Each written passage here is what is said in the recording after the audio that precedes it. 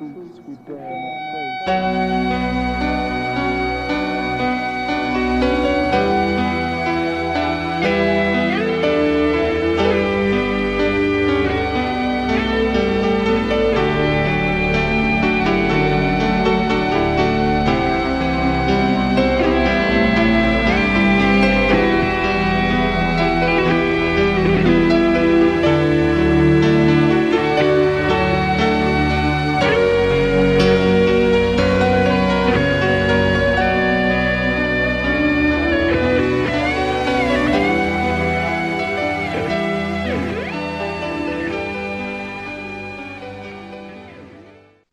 Hello, freaks, and welcome to Radical Research. This is episode 125, and I have with me, as always, half man, half biscuit Hunter again. Good It's morning. great. It has never been greater to be here, Jeff. And to hear you say, hello, freaks, welcome to Radical Research, is just about to make my heart explode.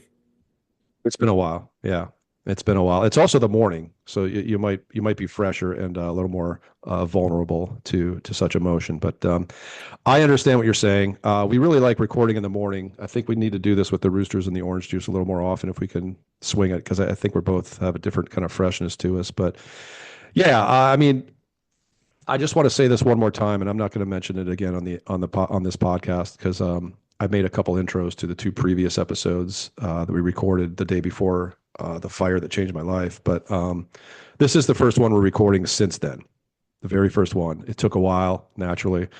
I want to thank everybody out there who, and you, Hunter, too. You've been such incredible support. But everybody else that listens to us hung in there with such patience. I don't think we lost a single Patreon subscriber, even though I had messaged everybody through Patreon at some point and said, "Look, I don't know when we're going to do this again because this thing happened, and I wouldn't blame any of you for pulling back on your subscription, and not a single person did. And in fact, we got a couple more new ones in the meantime, and hope we continue to get more. But as a lot of you know, the last two episodes were recorded on November 20th, and a few hours later, on the early morning of November 21st, my house caught fire, which led to the destruction of our home, our so beautiful home, the loss of a lot of personal items, and really most horrifying, the loss of four beautiful kitties. Our family was essentially cut in half, and it's not hyperbole to say our lives are changed forever. I'm talking to you, Hunter, from a different house. I have a different view. I'm happy to be alive because it was real close. I don't know if a lot of people know this, but the fire marshal told us that if I had slept 5 more minutes and not been alerted by sounds, we'd all be gone, every one of us. So there's that. But we're still reeling, and I want to thank all the Radical Research listeners who have been so supportive of me and my remaining family. Like, it can't be said enough, but I just want to thank all of you who showed me such love and concern and compassion. It was solace when solace was needed the most, and needed desperately at times. And it's one of the few things that I was able to cling to as an anchor and to get through the most traumatic part. The trauma still remains, but we're here. I found a way to get back to listening to music. That was a challenge because I had what's called anhedonia, where things that used to give me pleasure, I could not get pleasure from. But that's natural after an event like this. That's all I want to say about it, other than to thank everybody and to thank you, Hunter, for being there with so many times I called you and just needed a shoulder to cry on. Or Love you more than you'll ever know. So thank you, thank you. Patreon subscribers, we have a couple new ones in the interim. Want to call them out by name: Ole Ingen Larson and Dane Perry. Thank you guys, Ole and Dane. They join the other freaks who support us with a small monthly donation through Patreon. You can simply go to patreon.com/Radical Research Podcast, and we'll have a link to that in the show notes. Deserts of Hex #2 is still available. The remaining copies, if you want to. There aren't many left. Yeah, there aren't many left, so get them while they're hot and while they're even there. They won't be reprinted. My two books are offline and not on sale right now, but they will be soon. I was able to recover a couple boxes that were not damaged. I just have yet to put them on sale. We're still waiting to get an actual printer so I can print labels. So just a lot of reasons that those aren't on sale yet, but they will be soon. Soul on Fire and Destination Onward on the radicalresearch.org shop. I will also be putting the finishing touches, have been putting the finishing touches on the long awaited Voivod book. I just got some stuff from Away that's going to finish out the cover, and putting that together with Patrick Crawford, who has been an amazing layout artist for this thing. And I can't wait to get it out there and announce it and all that. That's also been a wonderful distraction and a way to get back into some normality for me. And the Voivod guys were super, super, super cool and supportive in every way when this shit happened. So that'll be happening too soon. And yeah, it's just about getting back into normality. Speaking of which, Anathema's Eternity happens to be the most emotionally riveting album I think we've ever listened to, or one of them. It's certainly up there.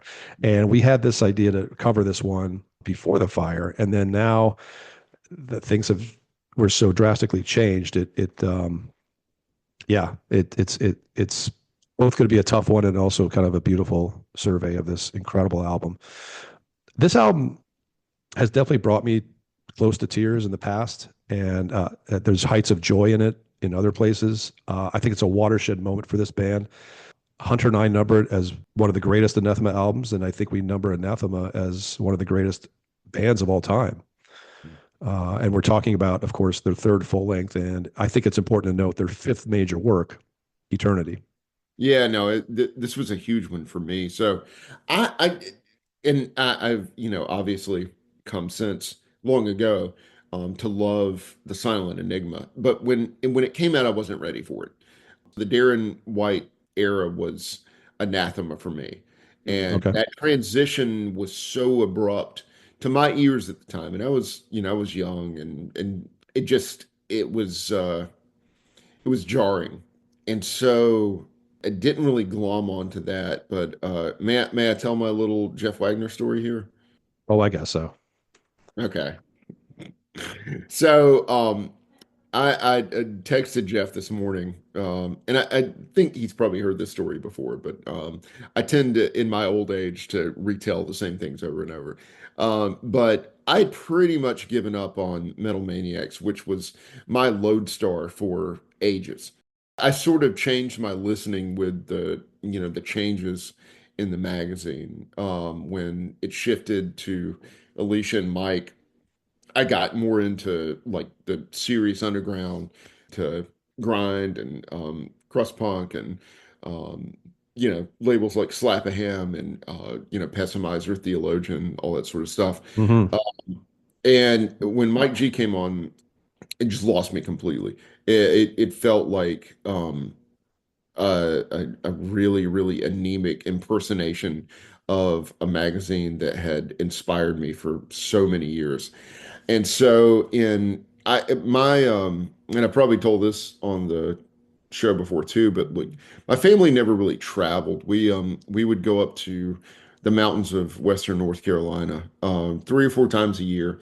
And I loved it. And those memories are very, very fond of me now. And I don't regret it because I get to go a lot of places these days. But one of our rituals was we would drive up to Waynesville, North Carolina, right outside of Asheville, and there was this fantastic magazine shop. And it had tons of shit that it shouldn't have. Like I started reading The Wire there, and I would always get it would like our trips always coincided with a new issue of Maniacs. And so it just, sort of by rote, I got the new Maniacs. And I didn't even crack it open on the ride back to the hotel. And I went when we got in the room and used the bathroom and cracked it open. And there was the review of Eternity. And I saw the attribution. And it said Jeff Wagner. And I was like, holy fuck. Because I was a symposium reader. I remember when you did your best of 95 list, which was like right in line with mine, except that I got into Alchemist because of that list. It was, the war comp, into another seamless. It was all that good shit. And at that moment, I go, the magazine's back. I immediately I, went to the yeah, credits and saw that you were the associate editor. And I was like, yeah. okay, he's got to say, and this thing's back. And then I remember getting the Entombed issue. And you'd gotten Maycock on at that point, and it was like, all right, man, we're in business. It's to Mike G's credit that he gave me such freedom so early. And I quickly became basically what he and I considered a co-editor, Yep. because I just had, he gave me freedom to make an impact, and I knew what that magazine needed, or I felt they did, and I made it happen. So I'm very proud of that era. And what's interesting is that little scatological memory of reading my name on the toilet, and knowing Maniacs was going to be, uh, was going to be in good hands. I appreciate that. I love that. I love that we're here now, so many years later, talking about it together on this podcast. And I hope that you can appreciate how surreal that is for me. I mean, I do, if I try to put myself in your shoes, and not knowing me, and because I had my journalistic heroes or people I looked up to, so I totally get it, man. I'm just glad that you understood eventually that I was, just a normal human being with weaknesses like everyone else, and we could just become friends. Because a little bit early on, I have lots of flaws and weaknesses. well, no, I'm just saying you were sort of worshipful of me, and You then, were, no, man, you were godlike to me. and then it became just friendship, which is, much more comfortable, I think, for both of us. But it's interesting because you had such a sort of fan experience, and I was, as an Anathema fan, I mean, and I was really already into this band. I got turned on to Anathema over, Peaceville Volume 4. I didn't hop onto the Crestfallen EP, but I heard, Lovelorn Rhapsody on Peaceville Volume 4 comp. I think it opens it up. No, it doesn't. It's the second or third song. I was just in love immediately and have been ever since. Yeah, it was Eula Garrett for me. And it was also like that incredible photo of them in front of that cathedral in England. Yes, They did a full, and I have no idea like how Eula seduced Sterling McFadden to do an entire like page of Anathema in front of a cathedral, a band that pretty much no one even knew existed. The color pinup page or something. It was just like, yes. Well, they always look good. I mean, they always had a great Always look. a good looking band, man. Yeah, and so I was already into them, and I had just gotten the job offer at Maniacs. I had taken a train from Lancaster, Pennsylvania, where I was working for Relapse, into New York, and I got the job. And in that transition somewhere, Eternity fell on my lap, the Peaceville version that came out in late '96. It came out in early '97 in the U.S., but so I got this copy, and I just became obsessed with this album. I was already a fan, had been following them, and I was just not only amazed at the turn they took toward this more vulnerable, Pink Floyd-ish, aggressive area, but it's exactly what I wanted from them at the time. And I thought that they were just really coming into their own with Vincent on vocals, after Darren White had left. Obviously Vincent, the other brother guitarist, took over vocals. And I can't think of that time, that huge transition, one of the biggest moments in my entire life, without thinking about Eternity, because it was there for me. And I was just all over it all the time in the transition. So anyway, that's my memory of it. It was just a magical time like that.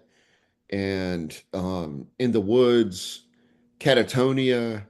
Yeah. A lot In of some stuff way, in the air at that point. absolutely. And there's not a lot of albums like Eternity, but I feel like something like Tiamat's Wild Honey really kind of set the precedent for bands going in this kind of direction. Let's get into it. We opened this episode with a song called Sentient, which is just this beautiful, sweeping orchestral piece that opens the album up. And curiously, the next song, Angelica, is not exactly this huge blast down the door moment that you might expect after that kind of opening. I think that, ever since, Metallica perfected the album opening thing with, gentle acoustic, and then, you slam in. What Anathema did on Angelica was offer another sedate, vulnerable piece of music.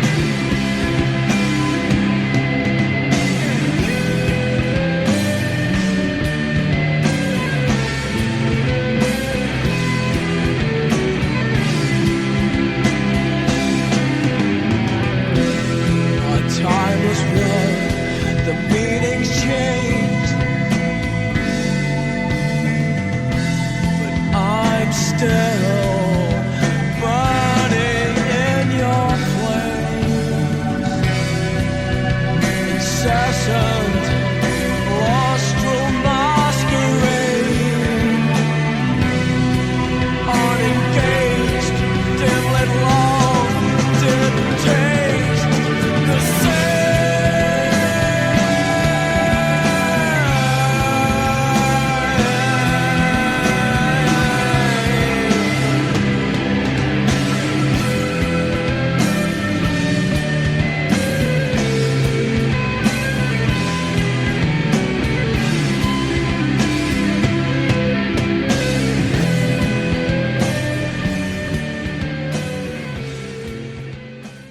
I suspect that we'll get further into this, but this is a perfect time to talk about how complex this record is. It's the layers of things that are just happening in Angelica. You have these gorgeous, well, shall we say, angelic guitar harmonies, Well, and and I synths. always call them gentle feedback, and it's an anathema It signature. is. But Duncan's bass playing has this incredibly anxious, nervy quality to it. I love him on this It album. just, oh my God, dude. This is his watershed moment. And Yes. he's amazing on it. And that tension between those two things really elevates this album for me. And let's throw in John Douglas, the drummer, who I know you and I both consider him highly underrated. For me, he is so sensitive and so intuitive and so creative, always through all the eras of the band. And I think you hear that here as well. So really, it's the band finding not their voice, because they had a voice from the earliest New days, voice. Yeah. Definitely a new voice, and definitely one that expanded their sound. And this is kind of it's both the end of that first era, but it's also the beginning of the next era, where you get into things like Alternative 4, Judgment, Find Day to Exit, and the things that they kind of became known for, because they would steady out their sound just a little bit, I think, once they get to Find Day to Exit. Yeah, their evolution's really interesting in that there's always a degree of instability. Like you can't quite tell where the fault lines are. Sure. Yeah. You know, Yeah. like to your point, yeah, you're right. Up to Fine Day, after that, things get a little, steadier. Still Um, great. I mean, I know we're both big fans of We're Here Because We're Here. I mean, that's a phenomenal album. I've I've And I've cooled on that era a bit. I have to be oof, honest with you. I think you need to go back to We're Here Because We're Here. Okay. To me, that's definitely a top five anathema work for Okay. me. Yeah, Uh, I haven't been I don't know, man. I got a little lukewarm on that era after a while, and I haven't gone back. And yeah, maybe I need to. I still Um love it. I still love Distant Satellites. I mean, obviously Untouchable that opens Weather Systems is incredible. Now, But no, no, no. That that that is a masterpiece. yes, you know that. I, Yeah, yeah. one of the most and I'm not going to get into this because it's a little too biographical, but one of the most emotionally sort of, God, I don't even know how to articulate it, but like it was a time of complete change for me. Yeah. Hmm. And that song soundtracked it. And there was no other song in the world that could have been there for me the way that song is something genuinely special. First two parts of Untouchable on Weather Systems. God, dude, but especially the first Yeah. part. Yes. It just, yeah, don't like, yeah, like when they uh medical companies tell you don't operate heavy machinery. Eight. Don't if you're going through a crisis, don't drive and listen to Untouchable. Happy to have made it out of that, but yeah, Yeah. still. Yeah. Yeah.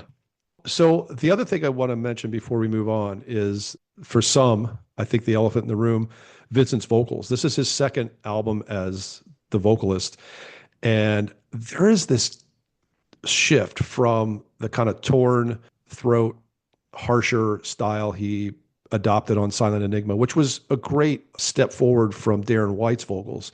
Different, but still in that kind of heavier, rougher side of things.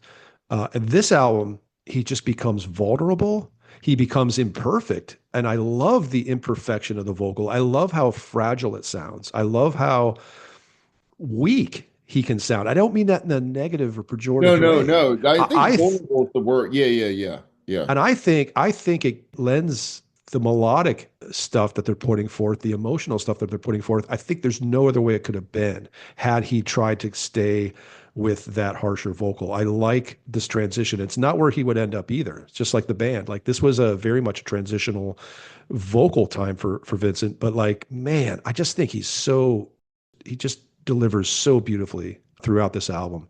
He Um, does. And then, but you think 2 years later on Judgment, this guy's like basically like one of the great rock vocalists. Absolutely. I Completely, mean, think completely about agree. that, like the maturity. I mean, it's insane. It's not Yeah, like this guy was born Chris Cornell. You know what I mean? sure. No, sure. He had to grow into this. He had to find it. But I like, as with a lot of bands in general in their evolution, I like when the bands are finding themselves, not when they've found themselves and settled. Not always, anyway. Right. Yeah. I like to hear that, and I think that's something that you and I have in common in our taste. Is that when a musician is sort of trying to find it, that's when you sometimes get the gold, the magic. Well, yeah, and Um, well, and one of the things that you and I have belabored on this podcast is that bands don't seem to have that long gestation period anymore. And you and right. I loved like when I mean, think about Voivod, like to go from War and Pain to Dimension Hatchross in, a matter of like 4 years. You Yep. know what I mean? Like Yep. bands so like they kind of show up fully formed these days. Yep. And that's less interesting. Completely agree. Let's move on to the beloved. This is Now, boy, now things get intense. now things get intense, and this is also probably I would probably put it in a top five Anathema songs of all time thing for me. This And one this one I'd say, shakes me I'd say to the 10. core. The beloved. I don't think I can face another sleepless night if I could only trace that elusive light in a dreamland flight to your agonizing eyes, a never-ending fight. My silent cries.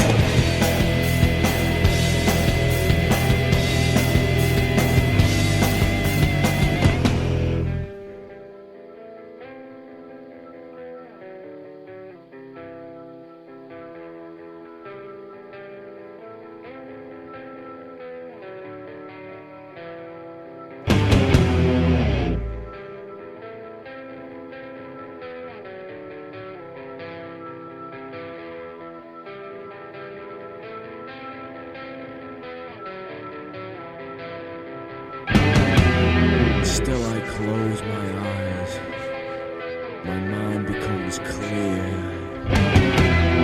Still I dream, and there you are. How still you are, and how your eyes bring back the fear. Still I can't face what's going on in here.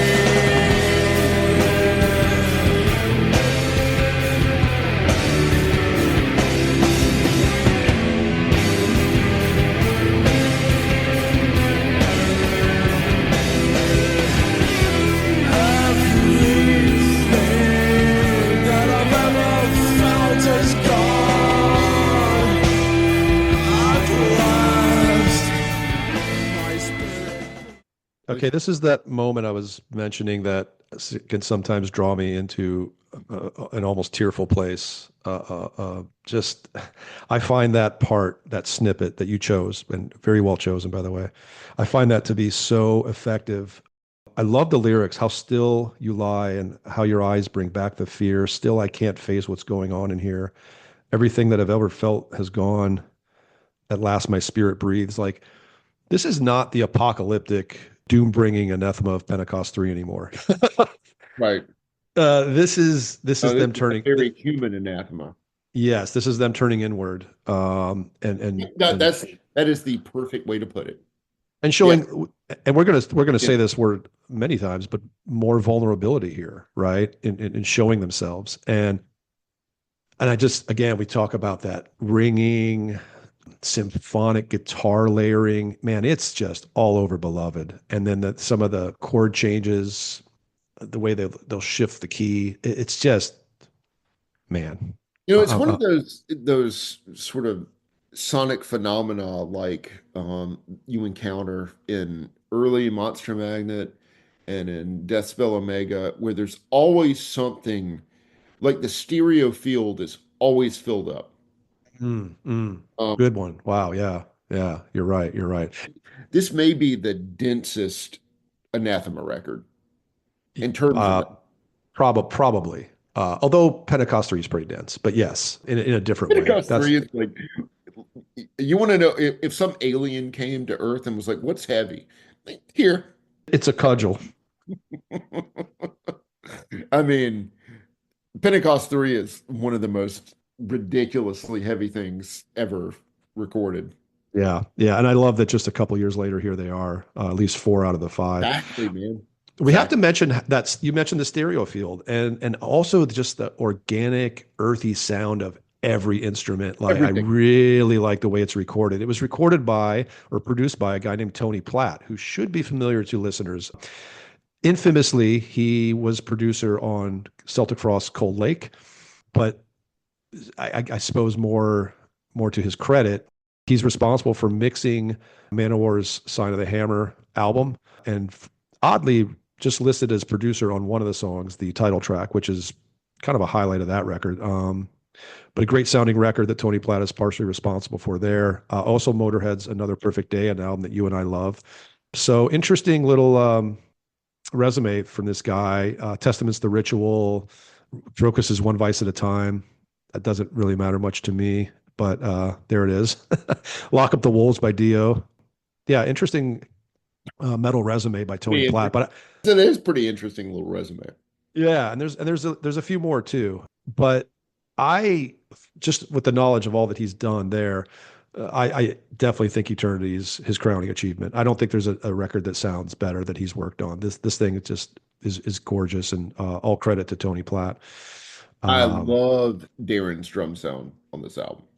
Yeah, let's listen to more of it. This is another highlight on an album of highlights. This is Eternity Part 1. There are 3 Eternities on this album. This is the first one. Life's so great. Where have all the flowers gone? Just what went wrong?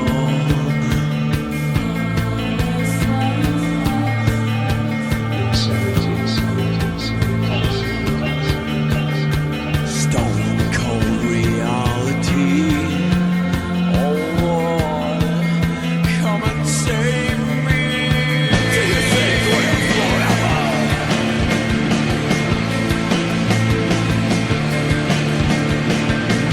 Do you think we're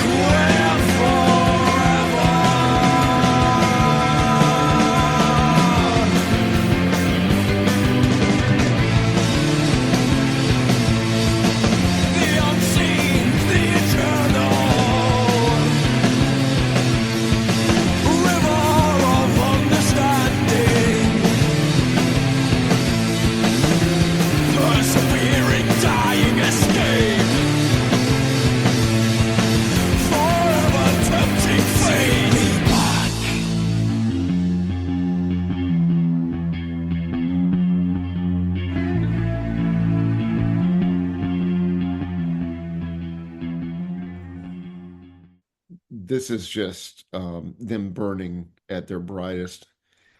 When I heard this record, I didn't really have a frame of reference, but re-listening to it lately, and I mean, I've listened to this record annually since I bought it. Oh yeah, yeah. I for this fucking thing, but like, I never realized how much post-punk was in this record. A lot of it's Duncan, and a lot of the way that the bass guides everything.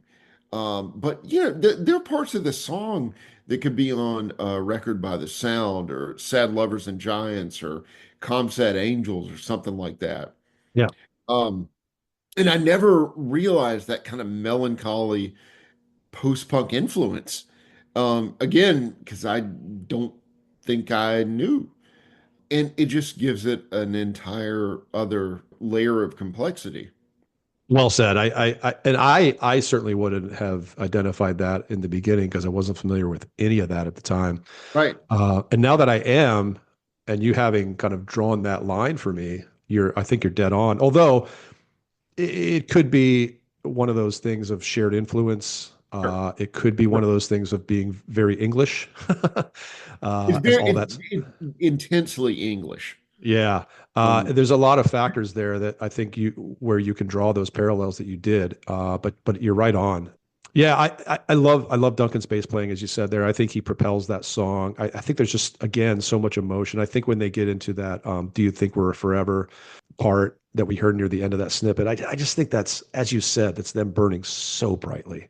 There are like, I'll wake up at 2 o'clock in the morning sometimes and think about that. I'm like, maybe. What the "Do You Think We're Forever" part? Sometimes I hope so, sometimes I don't. I like the question. I like the It question. just, I love that it's a question. And I love that how it obviously is framing the album title, Eternity. So there's a lot there to pick apart as well. So, again, another favorite moment of ours on this record. Then we get into, I think, the weirdest Anathema we've heard yet in their discography, and certainly the weirdest turn on this album. And that's Eternity Part 2, and I guess what we'll call a cover song called Hope. It is a cover song by Roy Harper was the guy who did it originally. How do we sum up Roy Harper? I mean, I guess just saying folk is the easy way. He was all different kinds of folk through his career. Tim's a big Roy Harper fan. Our friend Tim Hammond. Yep. And yep. But then you Led Zeppelin, definitely impacted by Roy Harper. Of course, yeah, because he's in one of their song titles, right? So let's just listen. This is a long snippet. We put together Eternity Part 2 near its ending moments into Hope, which starts with poetry, a cappella, no music, and then we get into some of Hope.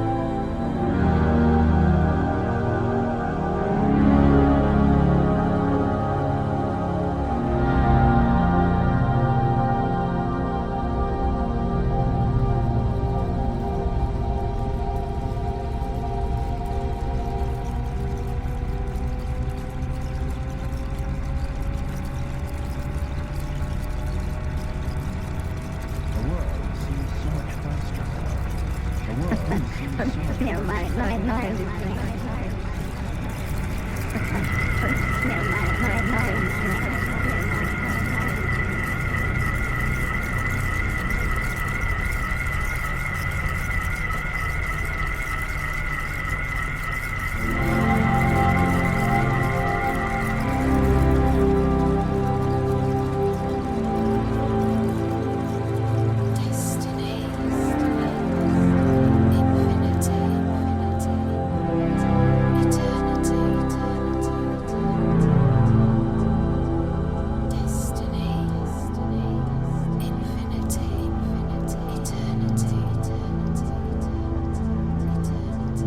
was not put here by anyone in fear. I came alone as me, just an idea in a long chain of discovery, surrounded by the same you. Sometimes your tide pulls me out to sea and I die in a thrashing curse. Sometimes we are kind. More often, I doze. So far up the beach that those who try to reach are burnt alive in the searing heat of the desert of my dispassion. So far removed, I never hear the water, except once or twice a month when I see a mirror. And I refuse to believe in some of the things that are said to be here, let alone those that are not.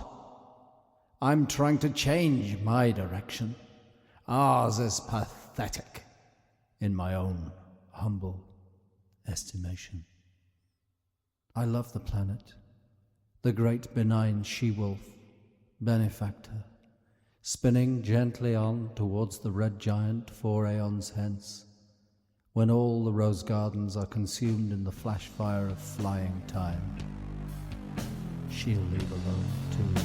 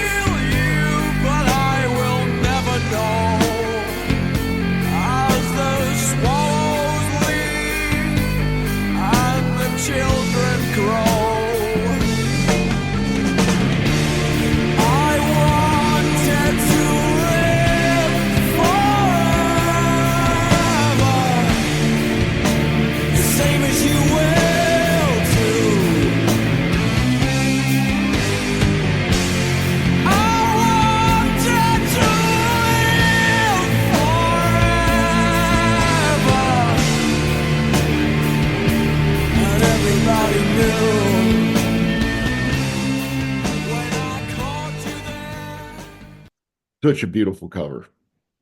And you talked about the sort of ebb and flow of this album and the optimism that comes out. And it is like it is one of the most emotionally dynamic metal records. I sometimes I even wonder if it's metal. It has metal in it, but I would just say it's one of the most emotionally dynamic records that I own. Yeah. It's a real journey in that regard. And this is a moment of euphoria. And the poem that precedes it is ambiguous, to say the least. Yeah, I've never really put my finger on it. What's interesting, neither have I. I think that's one of those things where I don't want to. I like to sometimes not have all the answers and just interpret it as I wish each listen through. I like the link it makes to the song itself. And from Eternity Part 2, which we heard was this more kind of soundscapey, weird, sort of like cosmic void kind of thing, like very trippy. Obviously very Floydian, and this band was always very influenced by Pink Floyd. And that song, Hope, actually was written by Roy Harper and David Gilmour and released on an album that Roy Harper did with Jimmy Page. So a lot of their influences showing through very big there. And I suspect, and I remember at the time, they made a video for Hope, which was an interesting choice. But I remember it also, some people thought it was just a bridge too far. It's just a step in a direction that they couldn't understand. I don't think it was a very well-liked choice by a lot of people. And I think it also was a line in the sand, like, are you coming with us on this new Anathema journey? Are you are you going to stay behind in the Darren White era? Because it really did. I think this was the line in the sand right here. I Tune and love hope. how bold that is, though. Oh, I love how bold it is. I love it's in the center of the album. I think sequencing wise, it's a great choice. I love, well, the song's called Hope, but it also has a lot of that hope in there. It's well titled.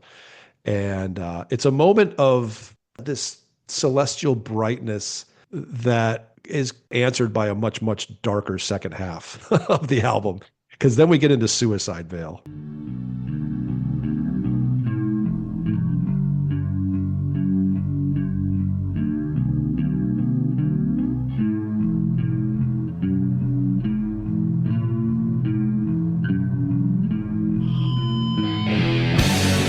I dance with the shadows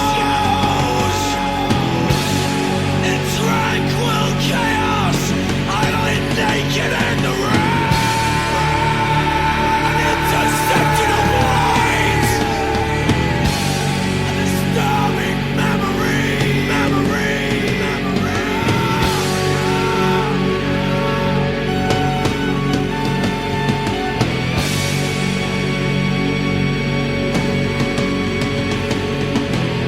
The suicide veil I wear in shame.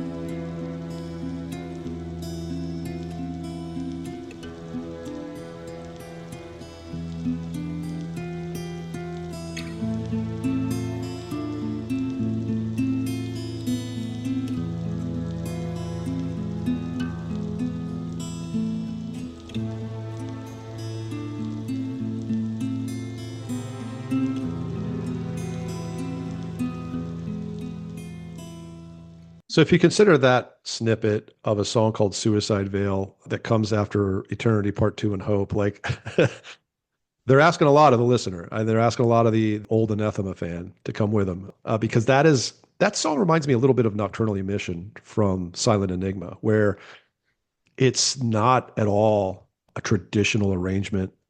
Yes, it's a song, but is it a song? Like it's soundscape. Again, it's more mood, it's more layering and atmosphere than anything. And then we get into more proper songs as we go here with Radiance and Far Away. But I agree with you. I think it's a transition into the murkier depths of the second half.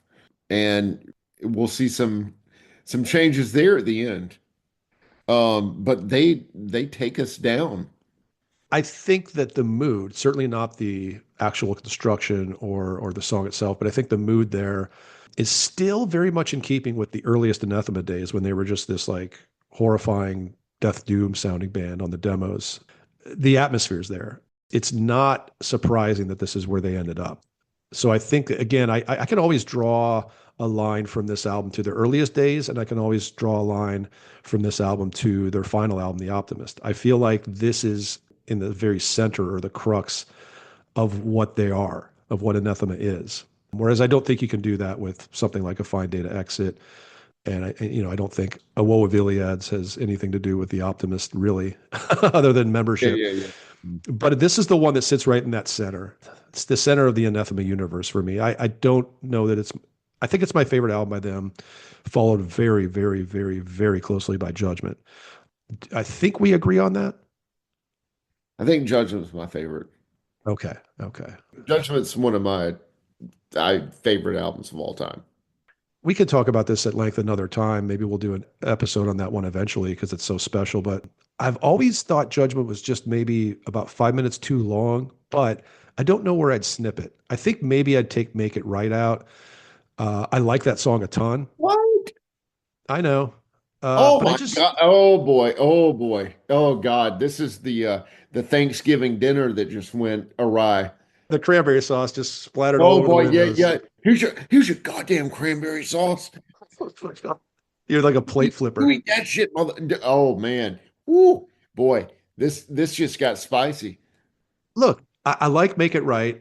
Again, Judgment. Eternity is perfect length. It's one of those factors in determining an album's perfection or near perfection.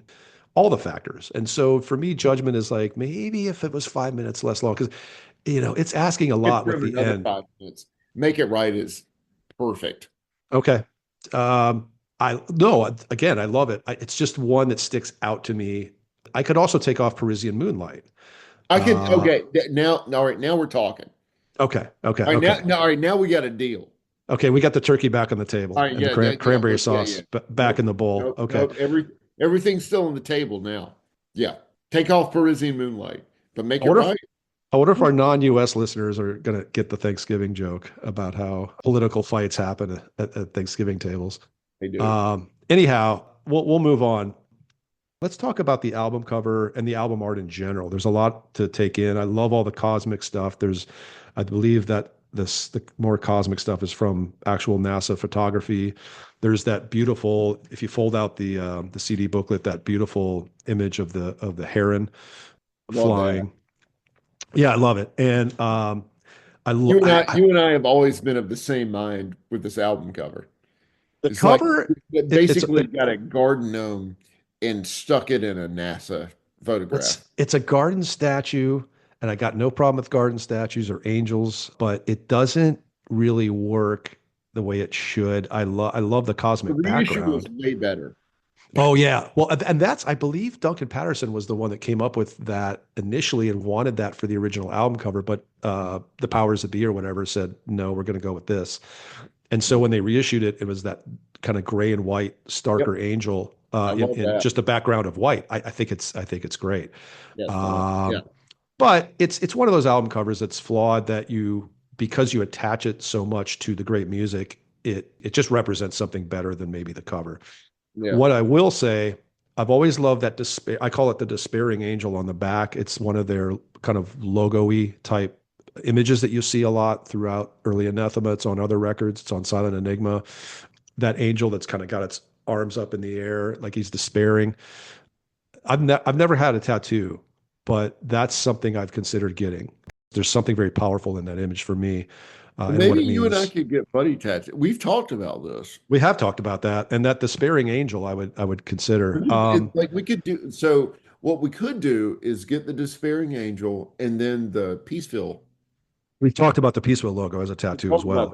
Yeah. Yes, yeah. Well, it's See, perhaps one day. I think that's in our future. It's in our friendship future. Our our friendship vision board. And the last thing I'll say about the artwork is it's always been my favorite portraits of the guys. I just really like the photography of them on the back. I like the look in every one of their eyes. I like the treatment of the photos. You know what I'm talking about. It appeared on the Eternity shirts that were out. I just love everything about the packaging except that damn garden angel. But, we'll take it for what it is. This is the follow-up to Suicide Veil. We're getting deep now. This is Radiance.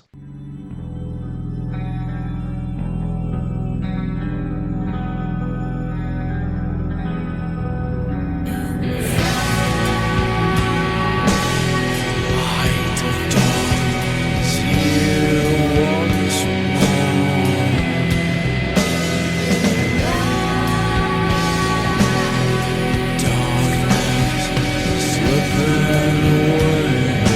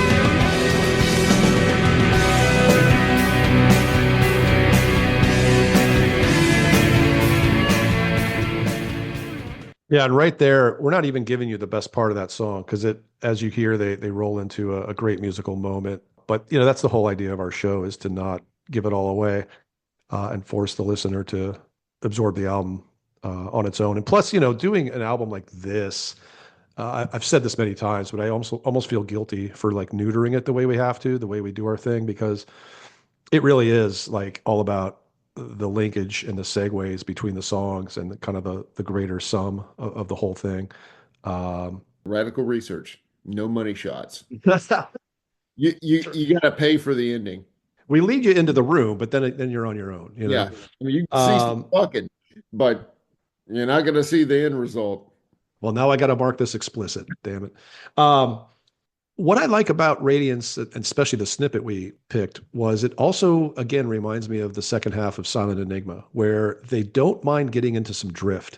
They'll kind of drift along as if they're wayward. And I just only think that adds to the sort of emotional impact. I would say the same thing about Judgment, even. Okay. Yeah, I mean, Okay. yeah, and I think that's sort of that, that Floydian spore that we were talking about. Of course. Yeah. Lead you in, and then we get into, more open terrain. Right. And it works, that kind of drift works well with Doom too, as they apply it in their sort of Liverpudlian way. And yes, this band's from Liverpool, where a little band out of Liverpool called the Beatles came from. Underrated, probably didn't get the attention they deserve. I play the drums. Nice. I had never heard your Ringo. That's a good one. Let's move on. Let's. I love that. And I am a huge fan of Ringo Starr, by the way. Yeah, I know you are. I love that about you. Like, yeah. Fucking, So we've talked about him and Peter Criss, how those guys are sort of underrated in a way because they're not thought of as great drummers. they all are. No, they all are. They Yeah. certainly were for what they had to. They delivered in a way nobody else could for their bands. I'm a big Ringo guy. Yeah, I know. Let's move on to Far Away. This is, I think, in that perfect world, this is the song that I thought might have made them big. Yeah. This is the hit, Far Away. I feel myself going under. Sometimes I envy the dead. So take me far away.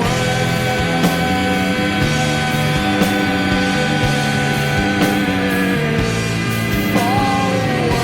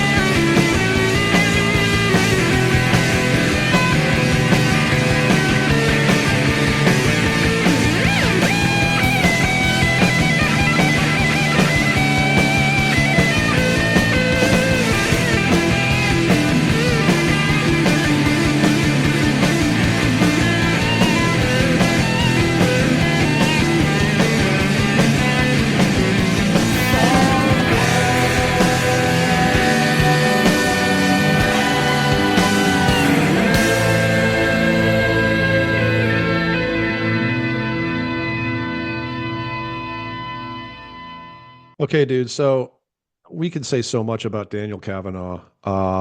There's no leader of this band, but I think Daniel or Yep. Danny is spiritually sort of the arrowhead, perhaps. And I think Yeah. for his writing, for his vision, for just his tenacity as one of the longest standing members. There's only been two members in this band that have stayed the entire time, and that's the Vincent and Danny Kavanaugh brothers. Jamie Kavanaugh came in and out. He was there early, then he came in much later. But Daniel Kavanaugh, man, listen to that guitar solo. That is gorgeous. No, That he's is, a poet. Yeah. it's mastery. Yeah. And I poet is good. He's a poet on the guitar for sure. Wonderful stuff. Oh, and so my wife Adrienne just walked in the room with a coffee. Hello. Hello. I don't think have we ever had you on the Hi, show? Adrian. I don't think so. Here you are. Here I am. Mwah. Wow, that's the first kiss we've ever had on Radical Research. Although I think Hunter and I got pretty close in the episodes we've recorded live. But this is my wife. Jeff Adrienne. will have to change that soon. My wife Adrienne Wagner is here, a rare guest on Radical Research.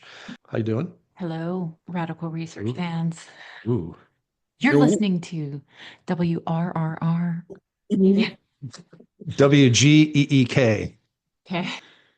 What do you think of this Radical Research thing that I do every now and then?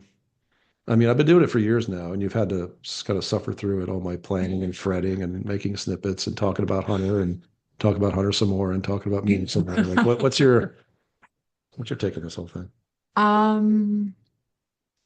Get a room. Adrian, we've had several rooms. Can you hear Hunter? Wait, Okay, I'll edit this. You can't hear Hunter, can you? wait, I don't feel comfortable with what I just said. You can edit this. I want to Yes. change what I said. Okay, I so- want to change what I said to your question Okay, that you just asked me. go for it. I want to change my answer to get a music room. The two of you should get a music room, not just a room. Get a music room? We have one here. Well, yeah, but we need one together, is what she's saying. So your Okay, place or all right. his is Yeah, what my you're my asking. my place or yours? Oh, gross. Oh, Yeah. gross. Well, thanks for popping in. We've done a lot of that. We have done a lot of that. We have done a lot of rooming with music, and it gets pretty. Bethlehem, Pennsylvania. Oh, that's right.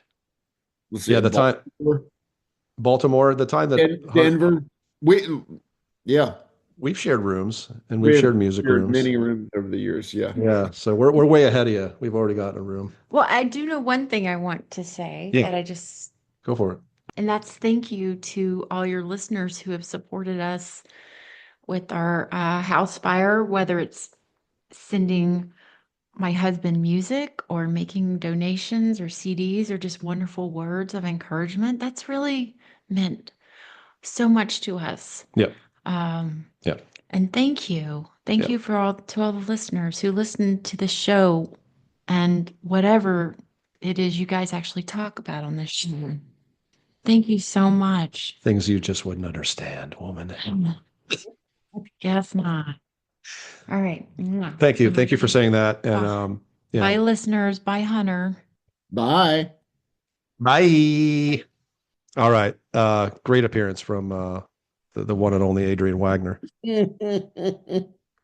And I think we've told that story about getting the room in Bethlehem where it was a bed and breakfast, and I think the host thought we were gay, which, nothing wrong with that. But it was the first time, but not the last time people thought we were gay, because we ended up at that in the middle of that gay pride weekend in New Orleans. I would say that the most gay looks we got was in in Bethlehem when I had that we were sharing a bed at that bed and breakfast, and we were compelled to have breakfast with the owners, and I had on that Spanky shirt from Savannah, which frankly just a bar. But Spanky sounds kind of like a place where you get your ass slapped. Well, there's some homoeroticism to that name, sure. Yeah. Hey man, we owned it. And they were looking at us like, Who are these freaks? Oh, good times, good times. Then we went to watch PFM sound check. It was a good day. We watched Prasant beat up a bunch of dolls. Oh, that's right, man. Yeah, what a weekend. Give the Nearfest. people what you want. Nearfest. I miss it. All right. Well, thanks everybody for listening to our little diversions here. We'll get back to Anathema's Eternity. We're going to follow up Far Away. Well, they follow up Far Away with Eternity Part 3. Now, what's interesting about Part 3 is, and I don't know if this is like official record or just a mistake, but I noticed on the Tidal streaming service recently that Eternity Part 3, the original version, the electric version, is not included in the running order. And it's tacked on as because they did a couple of these songs acoustically. I think they did Far Away and Eternity Part 3 for like bonus tracks of a certain version of the album. And do you know anything about that, Hunter? No. Okay, it's weird, but you can't have this album without the third and final part of the title track. And here we go.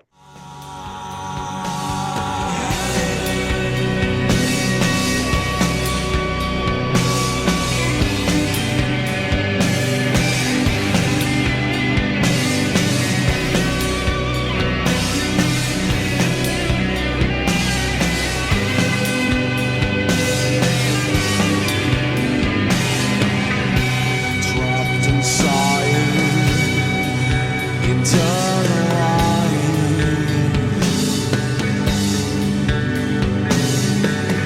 caressed by your sense, a sanctuary for your mind. Born alone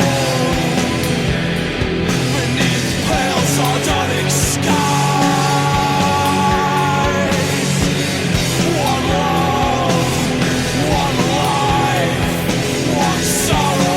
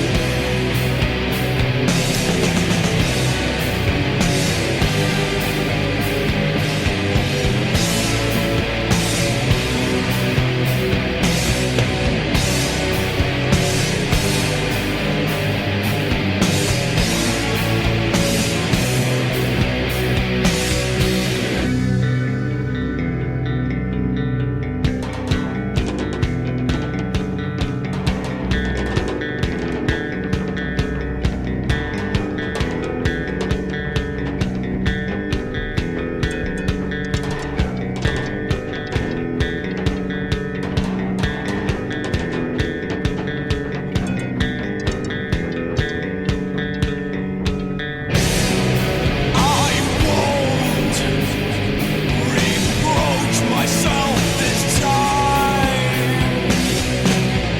A condemned man granted a sweet reprieve. A turn of fate, congenial twist of the knife. Undying affection for life, never to return. Significant extension, never to return. Incredible. I gotta point out Vinny's vocals there, Vincent's vocals.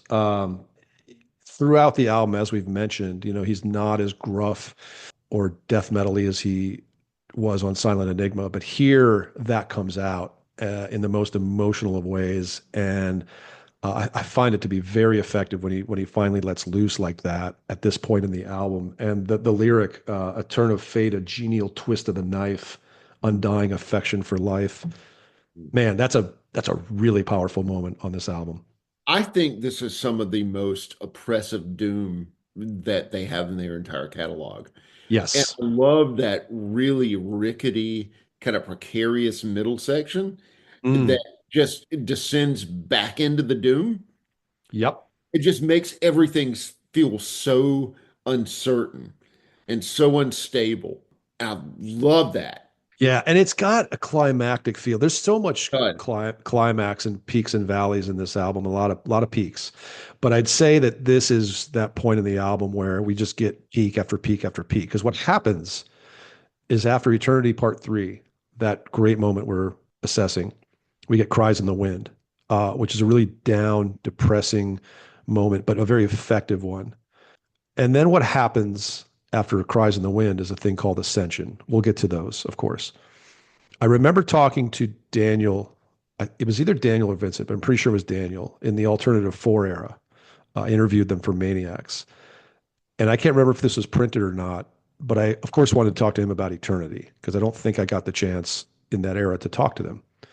And I mentioned how I loved Ascension and how this album would have been so different without it because Cries in the Wind ends on a very, very down note.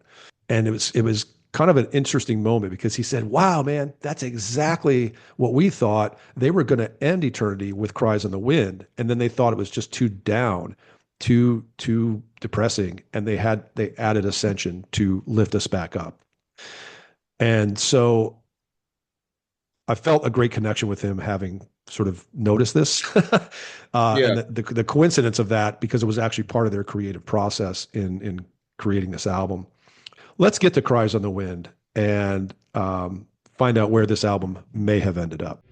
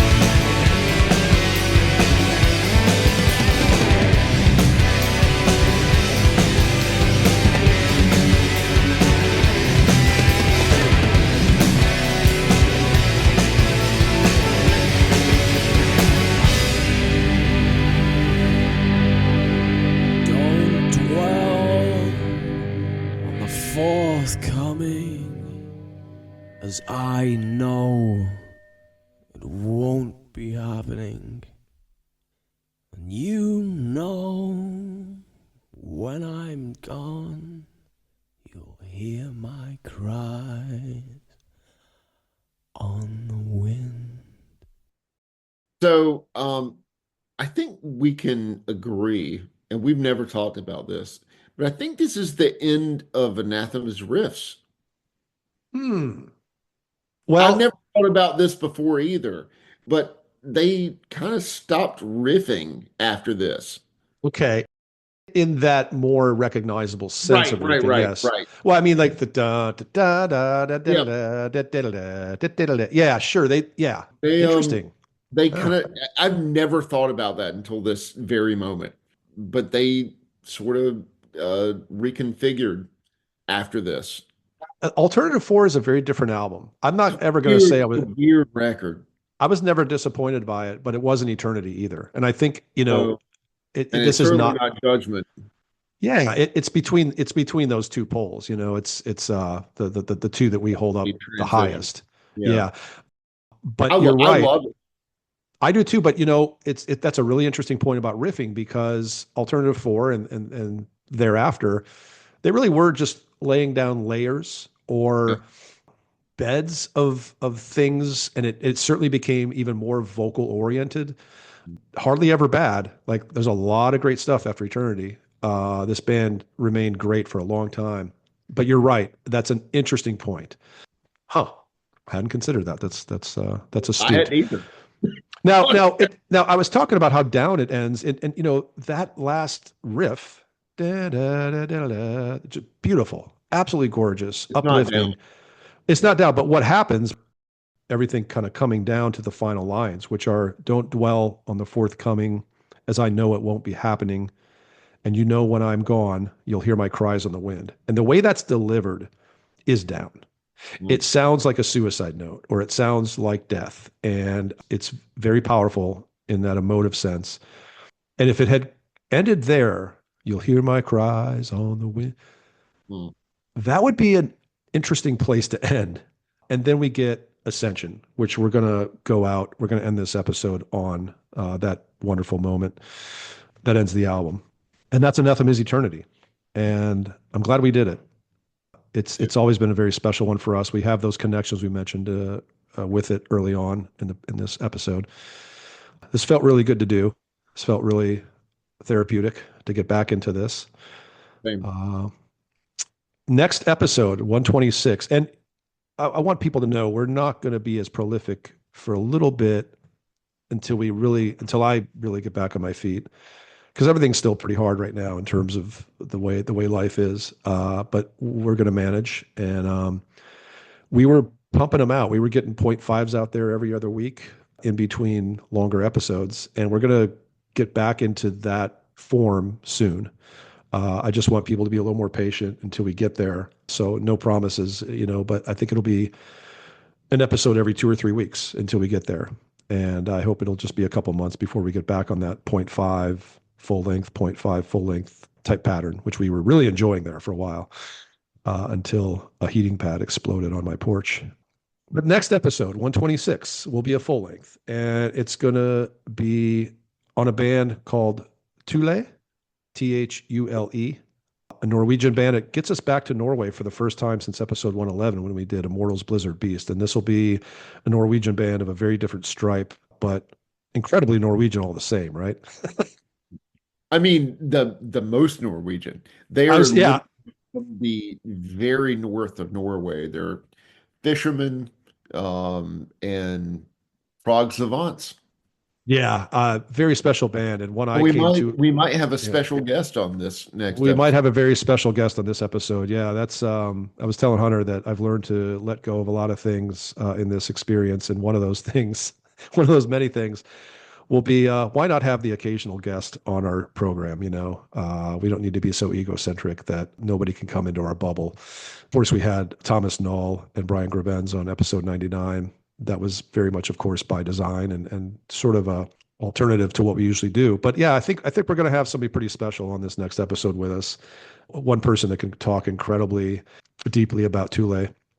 Mm-hmm. And I've been in his presence while he was talking about this band, and he's got a passion for it. We can't announce it yet because we haven't even asked him yet. We're pretty sure he'll say yes, but please join us in 2 or 3 weeks for that. Thank you, everybody, just for being here. And please love the ones you love closer than ever before, because you just never know when it's the last day. And on that down note, we hit Ascension. Thanks, everybody. Take care, Hunter. Love you, brother. All right, dude. Love you.